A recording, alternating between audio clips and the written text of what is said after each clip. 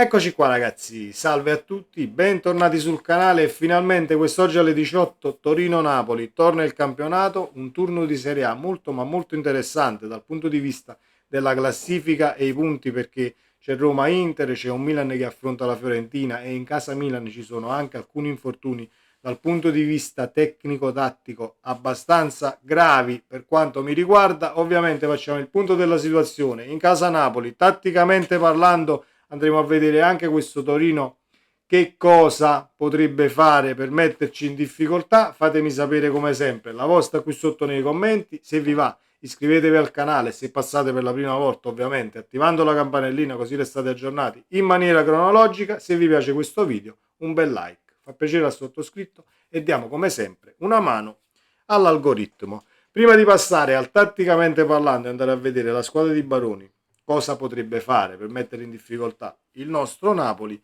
una piccola considerazione sulla conferenza stampa di ieri, perché ci sono alcune domande che non andrebbero assolutamente fatte, ovvero quella portata da Cronache di Napoli, se non vado errato, che voleva comparare questa stagione alla stagione scorsa, quali sono le maggiori difficoltà, eccetera, eccetera. Conte giustamente dice: io ho già risposto, senza che ci ritorniamo, ci siamo capiti e quant'altro, ma dico io, ma la logica non ti può portare a capire le differenze senza far domande a qualcuno rispetto alla stagione scorsa, con questa stagione che comunque è iniziata e dobbiamo ancora, diciamo, portare avanti. Io credo che logicamente ci si può arrivare da soli. In primis arrivavi da un 10° posto, cambi allenatore, poi è vero, l'anno dopo hai vinto lo scudetto, tutto quello che vogliamo, è stata una grandissima stagione, sopperito a tanti infortuni, eccetera, eccetera, eccetera, addio a gennaio perché qualcuno voleva partire e quindi è andato via. Quest'anno hai lo scudetto cucito in petto, c'è la Champions League, hai fatto un grandissimo mercato per affrontare poi più competizioni e Conte ce l'ha detto nella conferenza stampa. Auguriamoci che comunque venga sfruttata tutta la rosa, perché ha detto comunque che si sfrutterà tutta la rosa, ci ha fatto capire, al di là di un Noah Lang che ancora non lo vede perché si aspetta forse qualcosina in più dal punto di vista della coralità, perché per quanto mi riguarda Noah Lang dal punto di vista tecnico e nel saltare l'avversario non è secondo a nessuno, ma poi vedremo quando e se verrà schierato, magari oggi nel secondo tempo entra e diciamo gioiamo, andiamo a gioire per un gol del nostro olandese. Detto questo, tatticamente parlando, il Torino cosa potrebbe fare per metterci in difficoltà? In fase embrionale questo Torino, perché ovviamente deve ancora trovare una quadra ben precisa, presenta un 4-2-3-1 dal punto di vista numerico, perché poi bisogna vedere cosa chiede dai calciatori e l'interpretazione del modulo stesso, però predilige comunque la verticalità. È vero che può giocare anche sugli esterni allargando il gioco sui terzini, però predilige la verticalità chiedendo alla punta di far salire la squadra e quindi dobbiamo fare attenzione, spalle alla porta per gli inserimenti dei centrocampisti, tenere d'occhio come si muove la mediana del Torino in fase di non possesso. Prediligono una prima pressione molto aggressiva ed ecco che mi rifaccio alla formazione del Napoli avendo Gilmour in campo. Superata quella prima pressione si potrebbero aprire praterie affrontando la difesa del Torino. Diciamo che in quella situazione potrebbe essere abbastanza traballante, con un Højlund in inserimento, con i nostri centrocampisti dai grandi piedi e quindi un cambio gioco, un passaggio filtrante, un lancio, perché no, potrebbe mettere in difficoltà la difesa del Torino scavalcando anche la linea di difesa e andando direttamente in porta, ma non credo che il Torino venga comunque a suicidarsi da questo punto di vista, perché poi io la considerazione la faccio io, ma non è che Baroni non ci ha pensato. Scavalcata la prima linea di pressione, poi se lasci il pallino del gioco alla tanta qualità che ha il Napoli in mediana e lì davanti, diventa molto complicato poi sopperire a determinate incursioni, soprattutto del nostro attaccante che detta sempre il passaggio, molte volte viene servito, giocherà comunque De Bruyne, McTominay, chissà Højlund, Neres, superiore dal punto di vista, diciamo, delle percentuali ad Elmas, a quanto leggiamo per la formazione, e questo Gilmour che a me intriga e non poco, perché dal punto di vista tattico potrebbe essere anche la ciliegina sulla torta per verticalizzare in maniera immediata, come appena detto, scavalcando la prima pressione del Torino, sempre se il Torino ci verrà a prendere alti, perché poi noi facciamo le analisi tattiche in base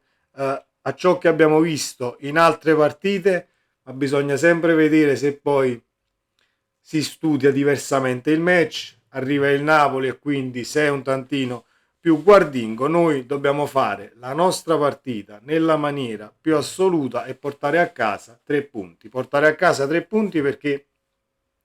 significherebbe guadagnare qualcosina o sull'Inter o sulla Roma, nel caso pareggiano guadagni 2 punti su tutte e due. C'è comunque il Milan che affronta la Fiorentina, Milan non tanto in forma per quanto riguarda gli infortuni e pedine che ha perso, infortuni che poi sono stati chiamati in causa anche nella conferenza stampa di ieri di mister Antonio Conte. Si è ritornati sulla situazione infortuni, c'è più 45%, se non erro Sky, se non vado errato la domanda. Comunque Conte dice sarebbe bello fare una comparazione anche a livello europeo, e anche se non vogliamo andare oltre confine, la situazione in casa Milan parla chiaro: è Stupinian, Pulisic, Rabiot e Saelemaekers mancano all'appello per quanto riguarda la squadra di Allegri, questo solo nell'ultima settimana, quindi al di là che si giochi tanto o si giochi poco, perché diciamo che ci sono alcuni addetti ai lavori che non vanno a sindacare le tantissime partite per quanto riguarda gli infortuni, perché è tutta una questione, diciamo, a 360 gradi, dove devi includere anche dal punto di vista emotivo come stai e come stai gestendo tu calciatore la stagione, al di là della situazione muscolare che va sicuramente sotto stress con tante più partite. Però c'era anche un Luis Enrique che, se non vado errato, post Champions League o diciamo appena finita la stagione scorsa, disse: noi più giochiamo e più ci riposiamo, più do giorni di riposo, perché ovviamente rischi di andare a rompere tantissimi calciatori. Però c'è chi la pensa così, chi invece, come il nostro mister, dice più ci sono partite e meno c'è la possibilità di allenarsi, e quindi non riesci a mantenere toni muscolari come si deve, sollecitazioni che sono di continuo, e rischi l'infortunio. Comunque noi abbiamo una rosa di tutto rispetto per affrontare le competizioni. Questo è il punto e questo deve essere il punto, è quello che mi aspetto dal mister. Partite che si mettono male, partite che si mettono, diciamo, storte, devi saperle leggere anche dal punto di vista dei cambi fatti in tempo, perché con i 5 cambi e una partita in bilico io non posso tollerare e vedere allenatori che al 70° ancora devono fare entrare qualcuno per dare il cambio a chi è stanco, forze fresche, situazioni da poter, diciamo, scardinare dal punto di vista tattico in base all'avversario che comunque è più stanco dopo 70 minuti. Solo questo, poi non gli vado a sindacare praticamente nient'altro, perché per quanto riguarda gli infortuni, e ne abbiamo parlato anche in altri video, dobbiamo rifarci a fine stagione e vedere e tirare poi le eventuali conclusioni comparandoli anche alle altre squadre. Detto questo, mi aspetto un grandissimo Napoli quest'oggi, mi aspetto un Napoli che capisca dal punto di vista della classifica e dell'occasione quanto è importante far 3 punti oggi per recuperare, come ho appena detto, o rosicchiare, non recuperare punti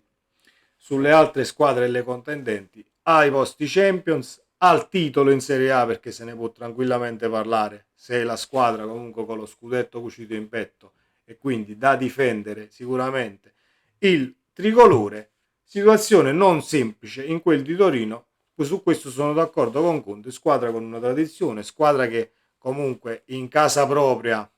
le scatole le rompe, anche se dal punto di vista statistico e realizzativo quest'anno in casa fanno molta, ma molta fatica. Speriamo che facciano molta fatica anche oggi contro il Napoli e ci godremo lo spettacolo da oggi alle 18. Live post partita per chi ci segue e per chi è arrivato alla fine di questo video dalle 20 o 19:50, comunque appena finisce il match saremo in live sul canale con considerazioni a caldo, i nostri commenti nel salottino partenopeo che manca da un po'. Sempre Forza Napoli, ci vediamo nel prossimo video. Ciao.